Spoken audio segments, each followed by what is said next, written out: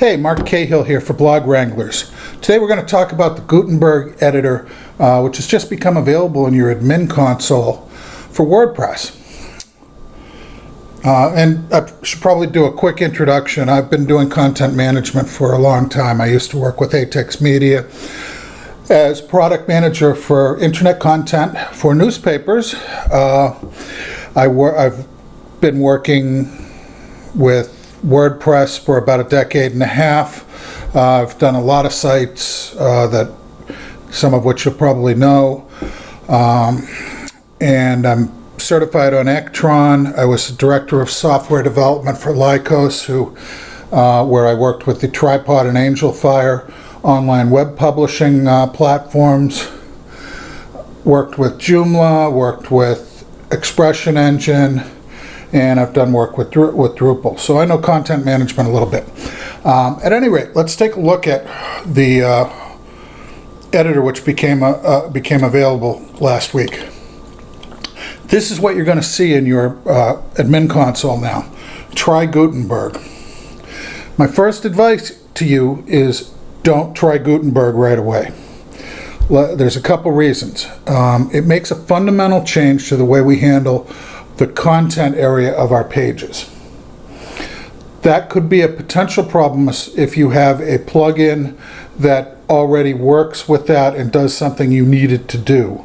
I have anecdotal information that there are some problems they're working towards fixing on Gravity. I've heard that there are metabox problems. Supposedly MailChimp has some issues. It's a bunch of plugins that will have some problems. So we like to test it before we go live. Additionally, the other reason not to hit the button right away is you need some time to work with it first. Don't just figure you're gonna click the button, then go in and do a quick edit and post some content, because it's a fundamental change. Really makes a big difference. That said, there's nothing that, not a big reason that I see that it can't work in the future. Just so you're aware, it changes the way we handle the content area by introducing the idea of blocks. Now, blocks are something that a lot of other content management systems have used in the past. And I should say, a lot of you are probably saying, wait, content management, this is my blog. Well, WordPress is a whole lot more than just a blog system now. It can handle very complex sites, and with Blog Wranglers, I've sure gotten a chance to do a lot of them. And it does a whole lot more than blog, and I know most of you have probably seen that over the years. But this change allows us to get better control as developers as to how we're allowing changes in that area. The plugins will be more standardized, and it kind of gets rid of the Old West free-for-all that was going on in the content area. That said, didn't really have to change, so we could have gotten by. Now, you'll see there's a post from Gutenberg, from WordPress, as to what Gutenberg is. Let's take a look. And it's basically, you'll see right away they've got a screenshot. You're seeing a very clean editor that does not have a lot of the stuff that you've seen before.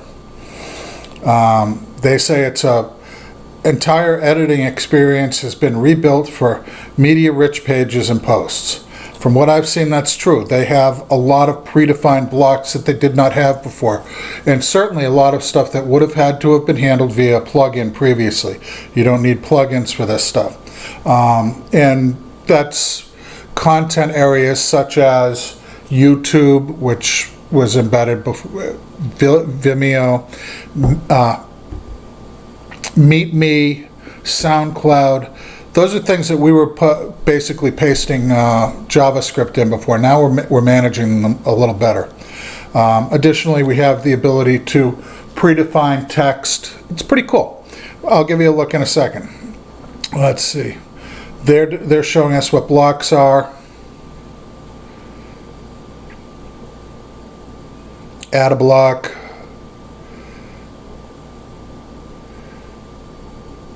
They sure make it look easy, don't they?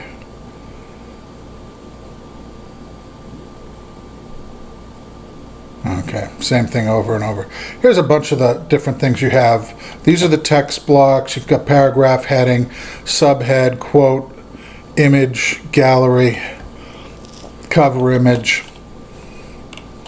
And each of these has a whole lot more below it for video, audio columns. There's a lot of stuff going on, and you'll see that in a couple minutes.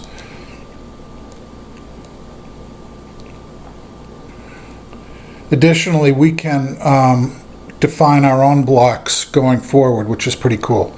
So if you do something all the time, let's say, well, I have a saltwater fly fishing site, and we're always interested in the weather, or maybe we're interested in the stage of the tide where someone's fishing report came from. So I could define a block for weather and tide and have an area that it's always going to look the same. And as content editors, we like our stuff to be the same. Our users get used to looking at our pages and saying, just by the look, they know what it is. So consistency, important. Let's see. Developers love this because it works well with the REST API, which you probably have heard of, but probably don't understand. But it gives a lot of it gives a really deep level of access for developers to get into the WordPress system. One of the things I've used it for was integration of Tripod. We use the existing login system and billing system rather than the systems that were set up for WordPress for Tripod. So we integrated via the API, which was pretty cool, using REST, which is API's application protocol interface. Basically, it's a way to communicate between systems.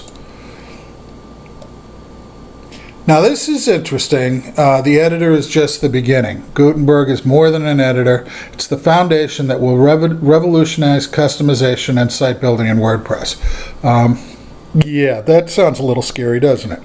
I don't want everything to change, because that, although it's a lot of work, I kind of like things the way they are right now. But we'll see in time. Let's go over to the editor now. And I'm going to go ahead and on my own site, I'm going to click Try Gutenberg.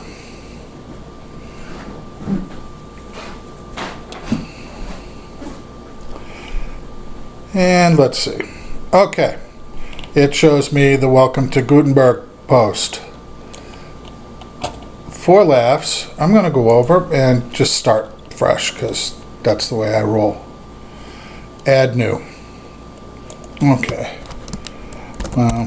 Everything needs a title.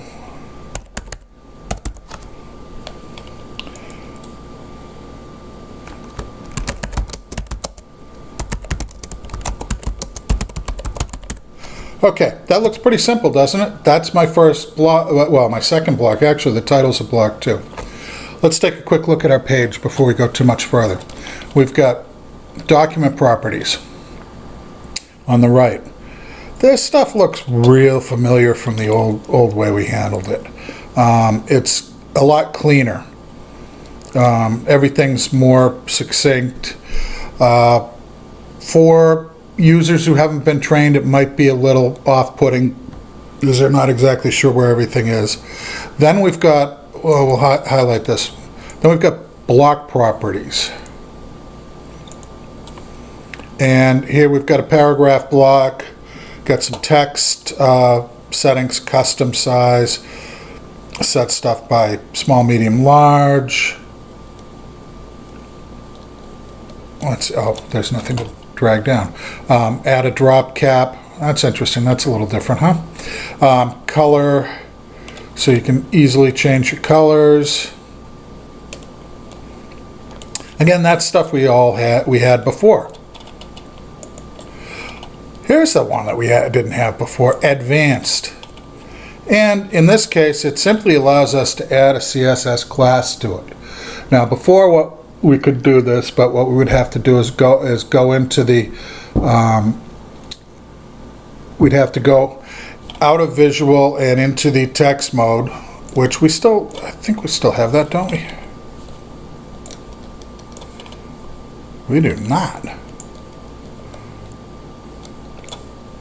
But at any rate, we would go into the actual code and throw a span or a div around something, and that would be how we'd attach a class. Now we can do it right here, and even better, it's using it, and we will see that in effect in the editor, which is something we never had in WordPress before. I got to admit, I kind of like that. It saves me the going back and forth between, view and all of that. So that's what we see in the left side. Let's get a little more. Let's go a little deeper here. Add block. So the minute you hit your enter, it creates a new block because each paragraph is going to be a separate block. In this case, let's take a look at what we want to add. There are inline elements, most used, which are the standard ones. Then we get into common blocks, formatting, layout elements, widgets, and embeds. Let's take a look at common elements. Yep. This is the standard stuff. Looks like the old stuff from the editor previously. We've got formatting, tables, pre-formatted, pull quote. Yep, code. Again, we've seen that all before. Layout elements, a button. Well, that's kind of new. Columns. A lot of the themes had that added already via plugin. More, page break, we'd seen that. Spacer. Okay, that's not that cool. Okay, widgets. Shortcode, archives, categories, latest posts, latest comments. This is where you'll add stuff via plugin. You'll see a lot of stuff pop up there. Then we get into the embeds. This is where I kind of was impressed. Got YouTube, Facebook, Instagram, WordPress. It's interesting. Animoto, I'm not even sure what that is, quite frankly. College humor. The idea is that we've got all of these here that you may or may not use a portion of them. SlideShare, certainly I use quite a bit. But the thing is, if you can do that with a embed, you can do other stuff, and you can create your own at some point. Because let me just show you. Let's add.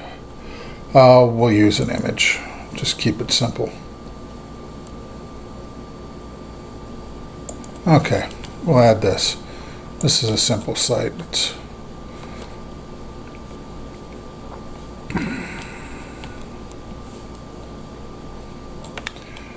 Okay, so we'll see now the block properties are it's still not image based. Let's use a real image. That's pretty cool. Actually, I haven't done an inline image like that. You can adjust where it lands pretty easily by okay. Then let's go down and just add an image, because that was a little bit different. Go to the media library. Oh, let's see.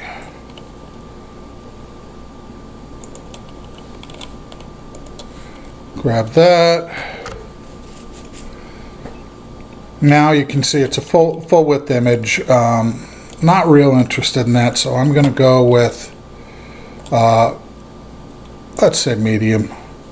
And I like it aligned to the right. Now here it gets interesting. See these two buttons?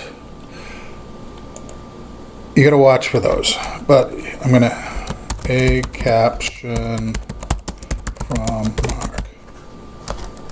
Okay, can't type real well, but okay, we've got these two. As long as the two buttons are blue buttons are lit, it takes us right into where the paragraph block beside it.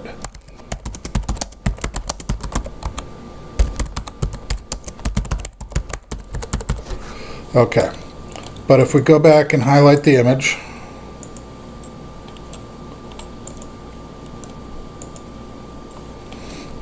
you'll see you've got the block is now set to image properties. You've got width, link URL, and advanced, of course, which gives us, you guessed it, CSS class. Pretty cool. Let's see. Let's see what happens here when we hit our edit button. Or, excuse me, our enter button. There. We've now got another block. So we could do something else with that block. Let's add a add a quote. As I always love quotes.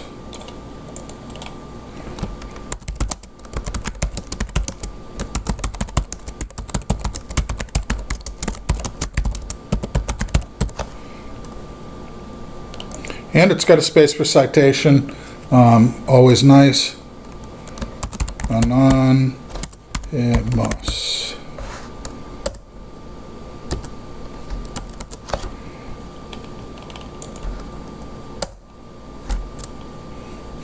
Okay.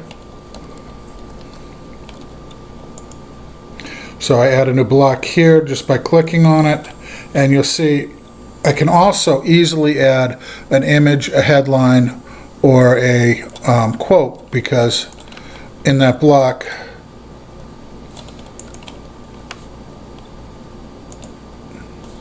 I get it. There's a little bit of interference. Now in that block, add headline. Very simple. And it makes kind of sense. You probably want to get to that or something like that. Let's see what else we got.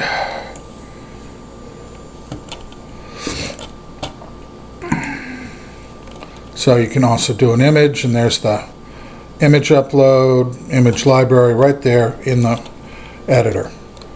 It's all pretty cool. Let's see. There we're getting basically a preview because I hit the what looks like a settings icon, but apparently it's a preview icon or a hide menu. Either way, pretty cool. You can go ahead and publish that. I'm not going to leave it published for very long. So let's publish it.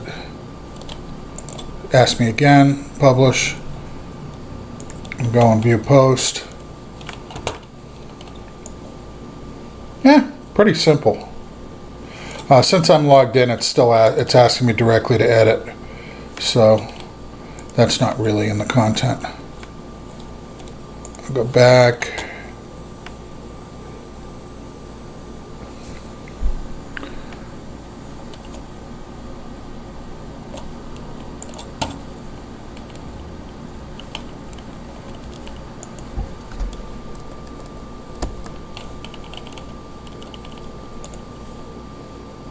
And that's pretty much it. It's there.